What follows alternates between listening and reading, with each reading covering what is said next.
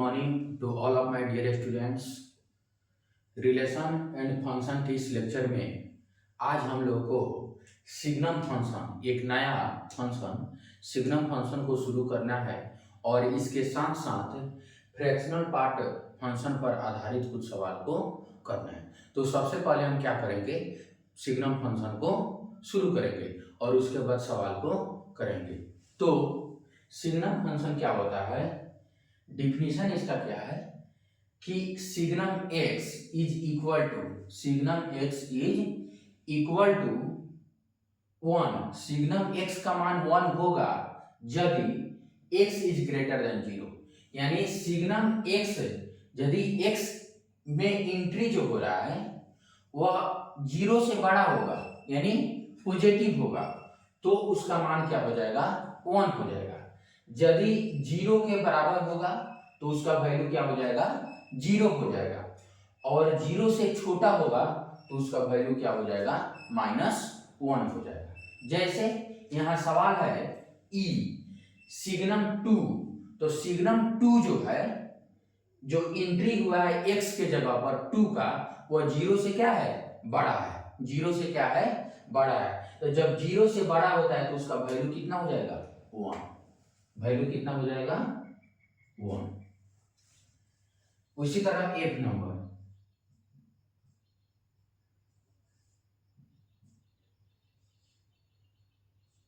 ठीक, सिग्नम 7.90, तो ये भी क्या है, 0 से बड़ा है यानी पॉजिटिव है, तो इसका भी वैल्यू कितना हो जाएगा, 1। यहाँ सिग्नम 0 का वैल्यू कितना होता है, 0। सिग्नम -1000, तो क्या है, 1000 जो है निगेटिव है यानी 0 से छोटा है, तो उसका वैल्यू कितना हो जाएगा, -1।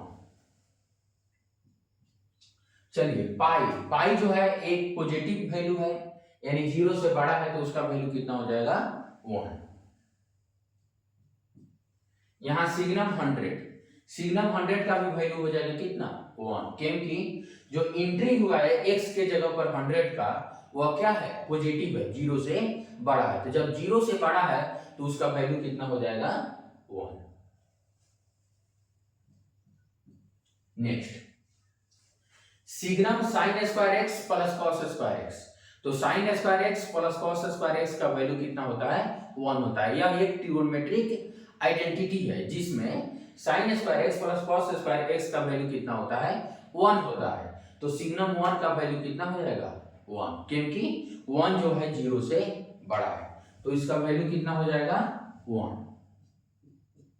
सिग्नम -5 जो है निगेटिव है, तो उसका वैल्यू कितना हो जाएगा, -1।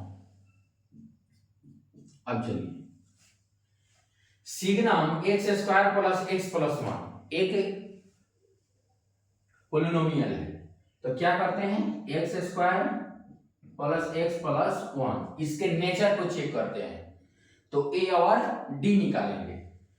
तो a बराबर क्या है, 1, a भी 0 से बड़ा है, क्या है, 0 से बड़ा है, और यदि d निगेटिव हो जाए, क्या हो जाए, d निगेटिव, d क्या होगा, b² -4ac, d क्या होता है, b² -4ac।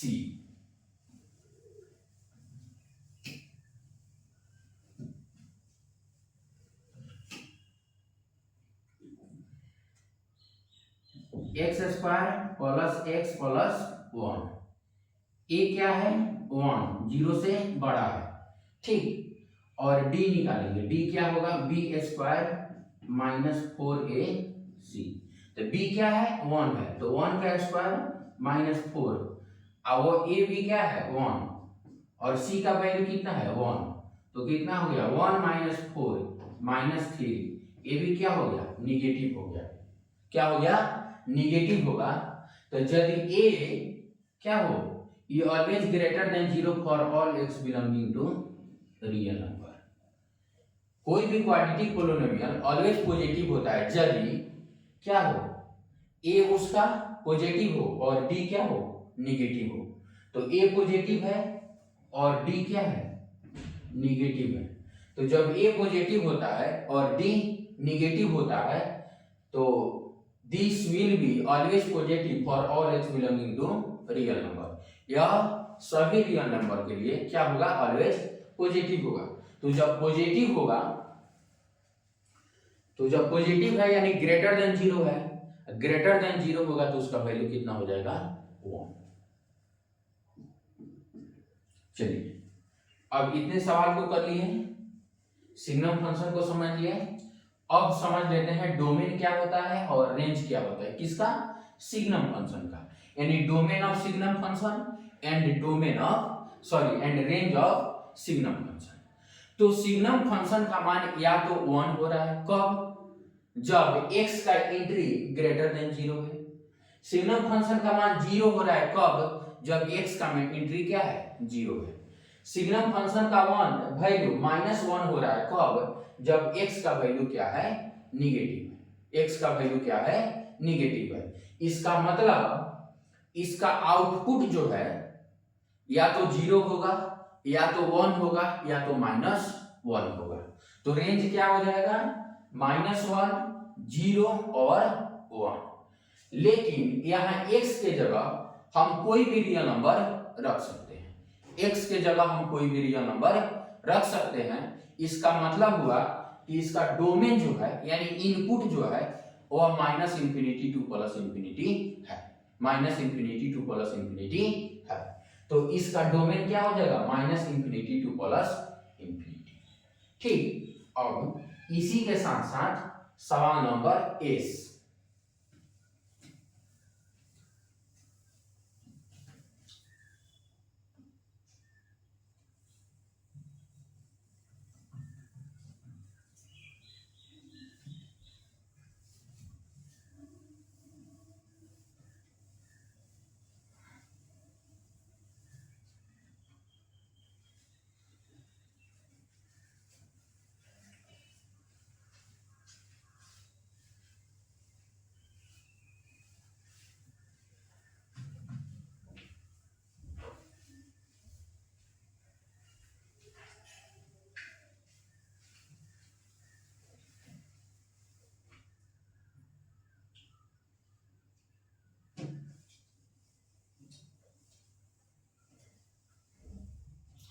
सवाल नंबर एस क्या होता है, प्रूव दैट का सवाल है, सवाल नंबर एस। प्रूव दैट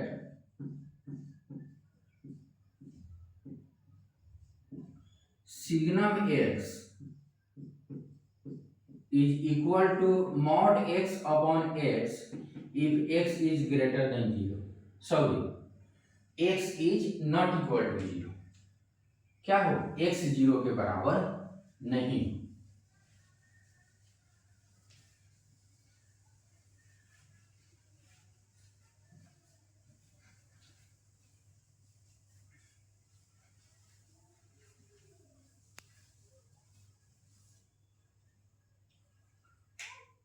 इस नंबर सवाल क्या है कि signum x is equal to mod x upon x if x is not equal to 0.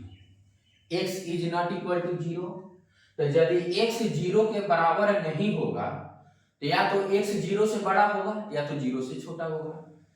तो फर्स्ट केस क्या लेते हैं, if x is greater than 0, तो x is greater than 0 जब होगा तो सिग्नम x का वैल्यू क्या हो जाएगा, 1। सिग्नम x का वैल्यू क्या हो जाएगा, 1।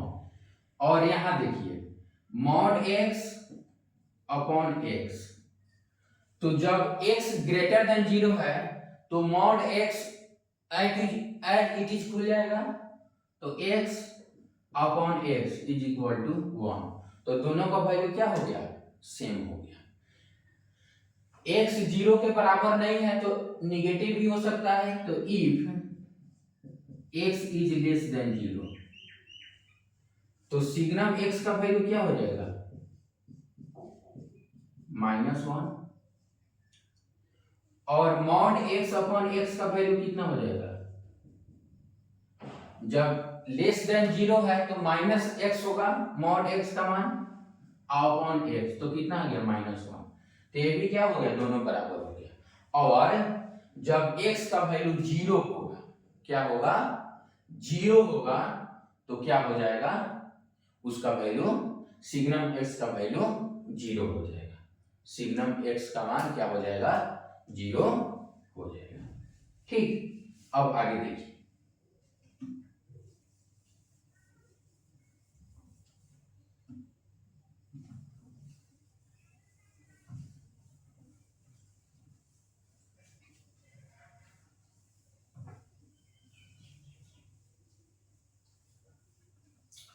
अब हमको करना है सवाल नंबर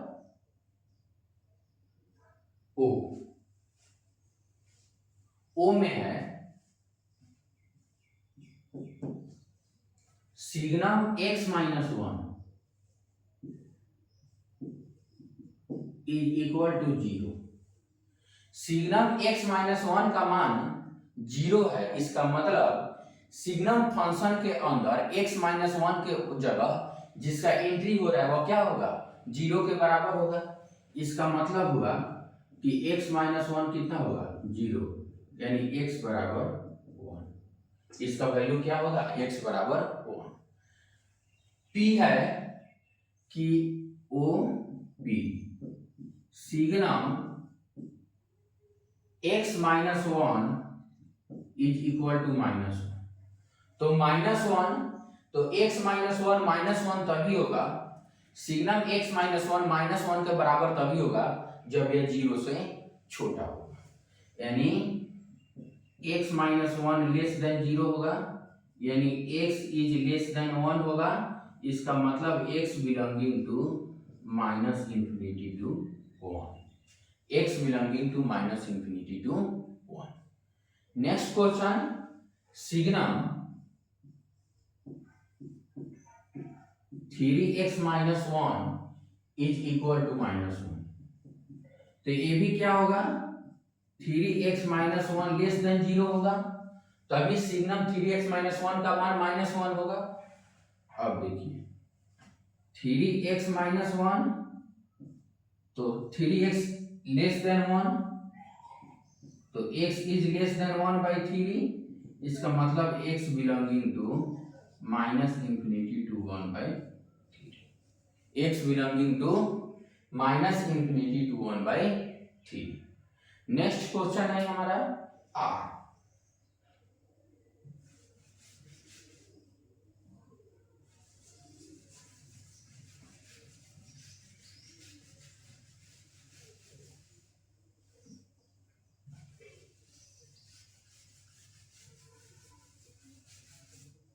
आठ नंबर सवाल क्या है कि सिग्नम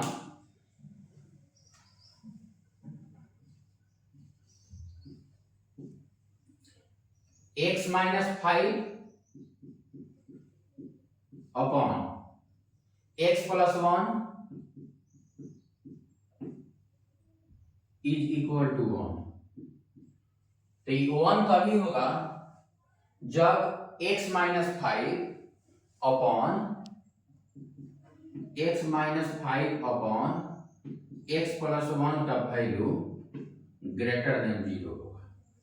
ठीक, तो क्या हो जाएगा, नंबर लाइन ले लेंगे, या पाई पर 0 होगा और यह -1 का होगा। तो पॉजिटिव, निगेटिव और पॉजिटिव वे भी करने का। ठीक, तो क्या होगा, x बिलोंगिंग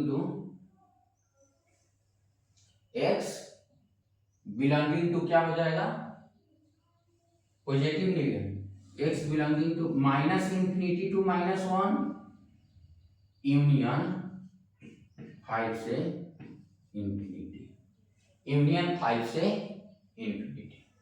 सिग्नम इतना का मान कितना है, 1 है। तो 1 तभी होगा जब x minus 5 upon x plus 1 का वैल्यू ग्रेटर देन 0 होगा। तो ग्रेटर देन 0 का मतलब क्या होता है, पॉजिटिव होगा।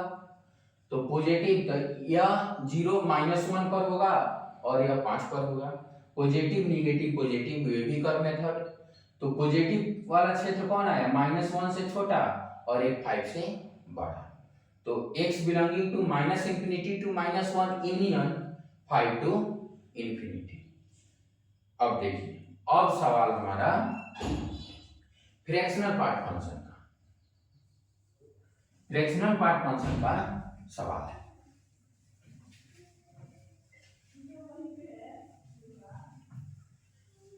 सवाल नंबर ए नंबर सवाल क्या है कि 2 into fractional part of x -1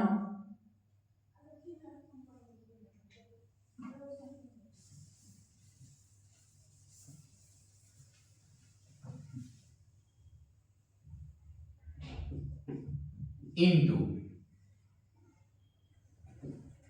3 into fractional part of x -2 less than और इक्वल टू 0, लेस देन और equal to 0।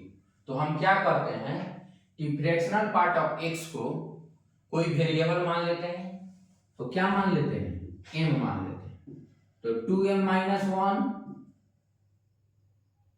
Into 3m - 2 less than और इक्वल टू 0, लेस देन और इक्वल टू 0। ठीक, तो अब देखिए, तो नंबर लाइन बनाते हैं। तो एक m का 2m - 1 है, 0 कब होगा, जब m 1/2 हो जाएगा, यानी 0.5 हो जाएगा। और यहाँ 3m - 2 है, यह 0 तब होगा जब m 2/3 हो जाएगा। 2/3 का मतलब हो गया 0.6 से बड़ा, 0.6 से बड़ा। 0.7 भी हो सकता है, 7 के नियरेस्ट होगा। ठीक है, तो ये आया 0.5 और एक आया 0.6, कोई दिक्कत नहीं है। यानी 0.5 किसका वैल्यू हो गया, 1/2 का, और 0.6 वैल्यू हो गया 2/3 का, 2/3 का। ठीक, अब देखिए, पॉजिटिव निगेटिव और पॉजिटिव, और हमको देखना है लेस देन और इक्वल टू 0, यानी निगेटिव। तो m बिलोंगिंग टू क्या हो जाएगा, m बिलोंगिंग टू क्या होता है, 1/2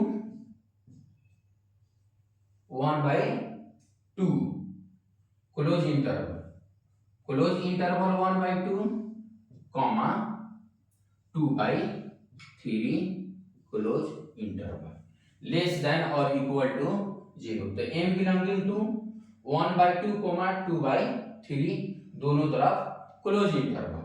अब देखिए,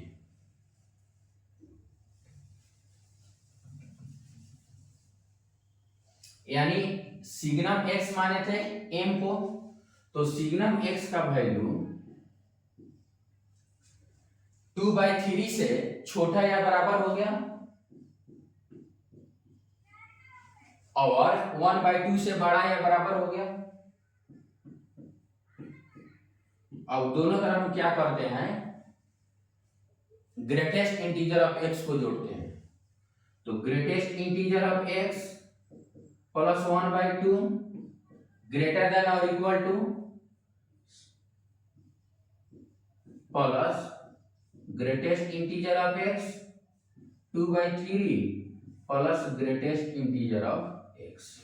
हम जानते हैं कि ग्रेटेस्ट इंटीजर ऑफ x का वैल्यू हमेशा एक इंटीजर होता है। तो इंटीजर होगा तो n लिख लिए, जहां n क्या हो जाएगा, belonging to integer, n belonging to i, और i का मतलब क्या होता है, इंटीजर। i का मतलब क्या होता है, इंटीजर। तो n + 1/2 ग्रेटर देन और equal to x greater than और इक्वल टू n प्लस 2/3। इसका मतलब हुआ x का जो वैल्यू होगा x belonging to n plus 1/2 comma n plus 2/3 close interval. x belonging to n plus 1/2 comma n plus 2/3 close interval. कोई दिक्कत नहीं। अब सवाल नंबर बी।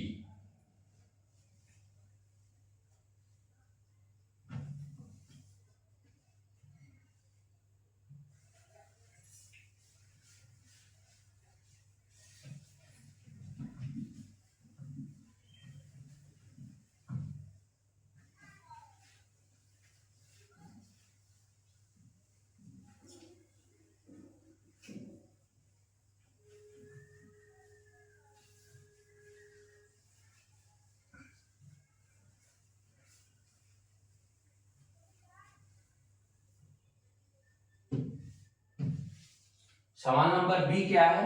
यहाँ डी तक सॉरी ई तक हो गया था।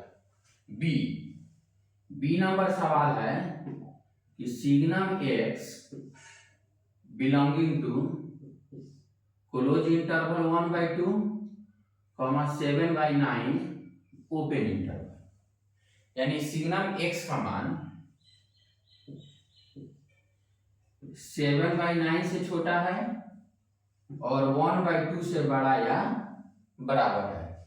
तो हम दोनों तरफ क्या करते हैं, ग्रेटेस्ट इंटीजर ऑफ x को जोड़ेंगे तो यहां हो जाएगा n प्लस 1/2 ग्रेटर देन और equal to x n plus 7/9।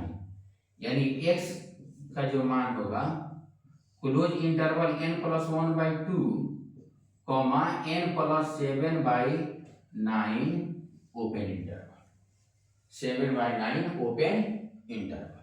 अब देखिए सवाल number C. Greatest integer of x plus fractional part of x plus fractional part of sine x is equal to 2। हम जानते हैं कि फ्रैक्शनल पार्ट ऑफ x का मान close interval 0 to 1 open interval होता है और इसका भी मान क्या होगा, close interval 0 to 1 open interval. Close interval 0 to 1 open interval, close interval 0 to 1 open interval. तो यदि हम इसका मैक्सिमम वैल्यू ले लें,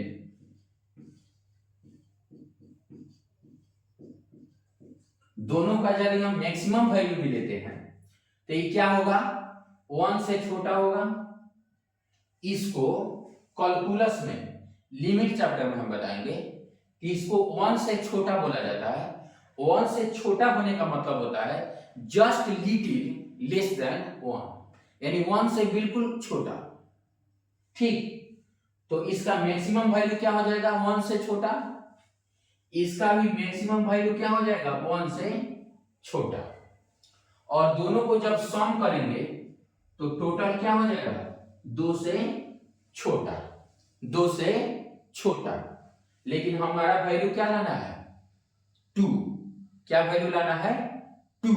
तो जब 2 लाना है एग्जैक्टली 2 का मतलब होता है एग्जैक्टली 2, और जस्ट लिटिल लेस देन 2 का मतलब होता है नॉट एग्जैक्टली 2, जस्ट ग्रेटर, यानी जस्ट लिटिल ग्रेटर देन 2 का मतलब होता है यदि कहीं 2 प्लस लिखा है तो इसका मतलब होता है जस्ट लिटिल ग्रेटर देन 2। अगर 2 माइनस लिखा है कैलकुलस में या लिमिट में तो इसका वैल्यू क्या होगा, इसका मतलब क्या होता है जस्ट लिटिल लेस देन 2, यानी 2 से बिल्कुल छोटा, थोड़ा सा छोटा, और 2 से थोड़ा सा बड़ा, यानी 2.001। इसका मतलब हो गया 2 से छोटा 1.9999 ऐसे करके। ठीक, तो यहां एग्जैक्टली 2 और ऐसे 2 लिखा रहता है तो इसका मतलब होता है एग्जैक्टली 2। तो ए वैल्यू और ए वैल्यू आपस में कभी बराबर नहीं हो सकते हैं। तो clearly x belonging to 5, x belonging to five का मतलब हो गया इसका कोई सॉल्यूशन नहीं होगा, यानी नो सॉल्यूशन, नो सॉल्यूशन। सवाल number D.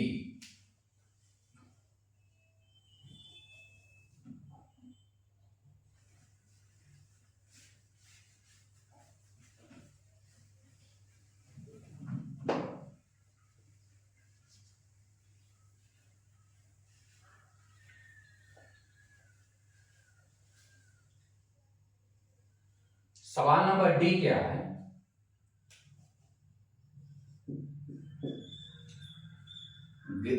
Fractional part of x plus fractional part of sine x is equal to 0, is equal to 0। तो हम जानते हैं कि इसका वैल्यू जो होगा क्लोज इंटरवल 0 to 1 होगा ओपन, इसका वैल्यू जो होगा close interval 0 to 1 open interval होगा, कोई दिक्कत नहीं है। और 0 लाने के लिए फ्रैक्शनल पार्ट ऑफ x 0 होना चाहिए और fractional part of sine x का भी वैल्यू क्या होना चाहिए? 0 होना चाहिए। और यह दोनों एक साथ होना चाहिए, दोनों एक साथ होना चाहिए, यानी हमको क्या करना है? इंटरसेक्शन लेना है। तो फ्रैक्शनल पार्ट ऑफ x का मान 0 तभी होगा जब x का वैल्यू इंटीग्रल वैल्यू होगा, यानी x क्या हो जाए? -5, -4, -3, 0, 1, 2 ऐसे, यानी कोई भी इंटीग्रल वैल्यू होगा तो फ्रैक्शनल पार्ट ऑफ x का मान 0 हो जाएगा।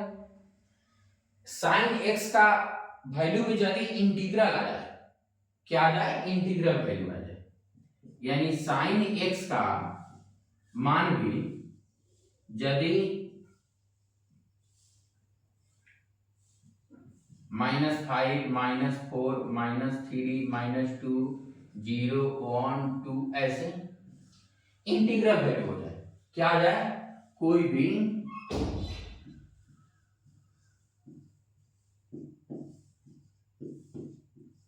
इंटीग्रल वैल्यू आ जाएगा तो दोनों का वैल्यू क्या हो जाएगा?